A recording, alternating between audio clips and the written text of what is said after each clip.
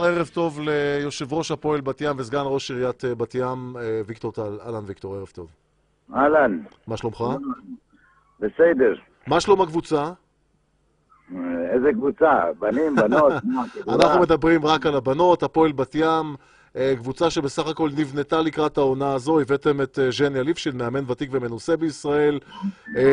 תכננתם לבנות קבוצה שתיאבק בצמרת בליגת העל לנשים. בינתיים הקבוצה שלכם במקום האחרון ללא ניצחונות, והסיפור הזה הולך רחוק שבמשחק האחרון שלכם המאמן ז'ני ליפשין מופתע כשהוא מגיע למשחק ומתברר לו ששתי הזרות שוחררו, ואתם מחליטים להישאר עם סגל שכולל רק שחקניות ישראליות צעירות.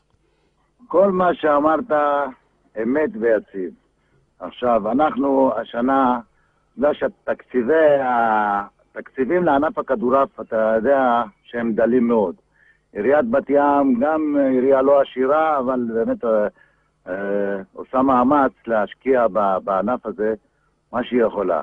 עכשיו, אנחנו הבנים, הורדנו את הבנים ליגה להתמקד בבנות, ומה שקרה, שהשקענו בבנות, הבאנו את המאמן אחד הטובים בליגה, כפי שאמרת, הבאנו שחקנית מגישה, שחקנית נבחרת, שחקנית טובה מאוד, הבאנו שחקניות מהפנימייה, הבאנו הכל באמת להתמקד בבנות ולעשות את זה קבוצה טובה, קבוצת צמרת. ומה שקרה בפועל, הבאנו שחקניות זרות, הייתה תחנת רכבת של זרות שלא התאימו, כן התאימו. עשינו הכל ואנחנו באפס נקודות. וזה מאוד עצוב. עכשיו, מה לעשות? להמשיך ולבזז מה שעשיתי. זה שחררנו את הזרות שהן היו ממש חלשות מאוד. והמאמן, בסדר, נראה לי שהוא לא ימשיך, שהוא לא רוצה להמשיך. מכיוון שהוא רואה שהמצב הוא קשה. נראה לך שהוא לא רוצה להמשיך, או נראה לך שאתה החלטת שהוא לא ימשיך? שני דברים שונים. תשמע, בוא נגיד שאני אמרתי לו שאני מאוד מאוד מאוכזב, שנכשלנו בגדול, והייתה שיחה מאוד קשה, וכמובן שאחרי השיחה הזאת, אז הוא לא מעוניין להמשיך, במיוחד שהוא ראה ששחררתי את הזרות. אז היום המצב שאמרתי שאנחנו נשאר עם כחול לבן, ובשביל להישאר בליגה, אז אנחנו נתמודד להישאר בליגה, זה מה שנשאר לנו.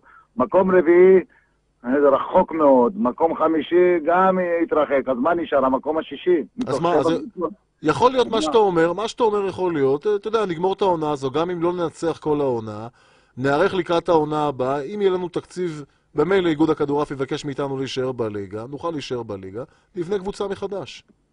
זה נכון, תראה, אנחנו עשינו את כל המאמץ, בשביל באמת להיות קבוצה צמרת, אבל נכשלנו. שמע, זה קצת פרטי הסיפור. איך אנחנו יכולים לקבוצה כזאת, כפי שציינתי, להפסיד את כל המשחקים, קבוצות נגד קבוצות שלא הביאו זרות, נגד קוף תל אביב שהם, אני לא יודע אם מישהי שם מקבלת שכר בכלל, אולי יש שתי שחקניות ואלה הם לא זרות.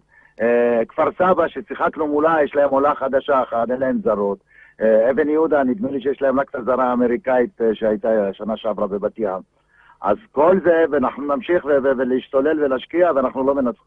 אז אנחנו לפחות שהצעירות האלה שהבאנו, ונחזיר את הצעירות שלנו, לפחות שישחקו, וישתפשפו, וישארו בליגה, אין שום סיבה שלא ישארו בליגה. יש לך מאמן חלופי במקומו של ז'ני ליפשין? תראה, אם באמת הוא יחליט בסופו של דבר, הוא צריך לתת לי תשובה עד מחר, אז כמובן שאנחנו ניקח יש לנו את העוזר מאמן שלו, את זיו, ואת יוסי גלוזברג, שהוא מנהל המקצועי שלנו, אנחנו לא הולכים להביא מאמנים מבחוץ, יוסי שהוא גם ככה מנהל המקצועי של מחלקת הכדורעף, הוא ייקח גם את הנושא של הנשים על עצמו. ואני מאמין, בכלל, תשמע, כל הענף הכדורעף הזה הוא בכלל הוא בעייתי, כי הוא מאוד מצומצם, ואנחנו רואים גם התקציבים מאוד דלים. אם אני לוקח, יש לנו קבוצת כדורגל בליגה השנייה, בליגה השנייה, היא מקבלת, לא מעיריית בת ים, מקבלת איזה 3 מיליון שקל מבחוץ, ממועצת ההימורים, איזה כדורעף, ליגת על, בנים ובנות ביחד, לא... אולי 70,000, 80,000 שקל, זה בדיחה. טוב, זה בדיחה שקוראים לה מועצת ההימורים, מכיוון שמועצת ההימורים אומנם מרוויחה הרבה כספים בעזרת הכדורגל, היא משקיעה בכדורעף מלמעלה, אבל אתה יודע, הכספים שמושקעים על ידי הטוטו רק בקבוצות ליגה, אלה כספים, עזוב, הם שוליים.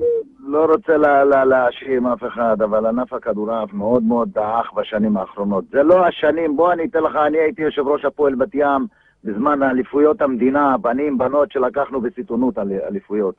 תשמע, זה היה אחרת, היו שחקנים מקומיים, לא היה עלויות האלה של כדורעף, לא היו עלויות האלה, והיה על טהרת הכחול לבן, נכון שהצטרפו אחר כך...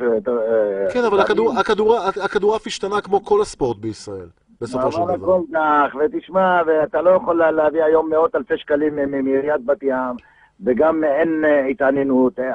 אני חושב שאני המשוגע היחידי בעיר בת 180,000 תושבים, שרק בזכותי אני מחזיק את זה. כמו מה שאתה אומר, שזה הקץ סופו של הכדורעף בבת ים הולך ומתקרב. לא, כנראה שאני, לא יודע, לקראת שנה הבאה אני אשב ואני אתחיל להשקיע הרבה יותר להביא מאמנים טובים היום שמחלקת הנוער חזרה לאגודות. אז אני אתחיל להשקיע יותר במחלקות נוער, ואני אתחיל לייצר צעירים, ולא יתבזבז כספי ציבור על זרות וזרים ועל וכל אני לא חושב שזה... ואז אולי נבנה לעתיד, אולי פעם תהיה לנו קבוצה, שאתה יודע מה, אם יש לך קבוצה טובה, תוצרת בית, ואתה מוסיף שחקן, שניים, מבחוץ, זרים וזה, אתה יודע מה, זה אתה יכול... אבל אתה לא יכול להתבסס היום, ג'ניה הביא 10 בנות, כולל הזרות, 10 בנות מבחוץ. אז מה, זה רציני. בשנה הבאה כולם הולכות. אז זה לא רציני. אז אני חושב אני אשנה את הגישה לשנה הבאה, ואנחנו נשקיע הרבה יותר יכול להיות שנכון יהיה לעשות בהפועל בת ים, זה להחזיר את הסמלים של הפועל בת ים מפעם. אתה יודע, יש בסך הכל הרבה שחקנים שיצאו מהפועל בת ים, לחבר יחד את כל הבחורים האלה, חבר'ה צעירים בסך הכל, רבים מהם היום עובדים, אתה יודע, חלקם רואי חשבון, חלקם עורכי דין, חלקם מאמני כדורעף, לחבר אותם יחד, אולי להחיות מחדש את המועדון הנפלא הזה. הלוואי, אני מוכן לקבל כל אחד ואחד, אלה אנשים יקרים שסך הכל עשו הרבה כבוד לעיר בת ים באותה תקופה. גם ההתעניינות בענף הייתה בשיא, וגם זה הלוואי, אבל איפה הם היום? אלון גרינברג בקוריאה, הרשקו היחידי שמתעסק בענף שנמצא באיגוד הכדורעף. איפה הם? שמע, אני חושב שהדרך היחידה תהיה באמת להחיות מחדש את קבוצת הנוער שלכם, את הבית ספר לכדורעף, להתחיל להזרים דם חדש, ואני מאחל לכם הצלחה, ויקטור טל, שתדעו לפתח את זה מלמטה, עד שתצמחו בחזרה. על הכיפק, תודה, וזה הכיוון, ואנחנו ננסה בעתיד לשחזר את מה שהיה פעם. הלוואי, ויקטור טל, תודה רבה. תודה, אין שם. רדיו כל אחר, 106 FM.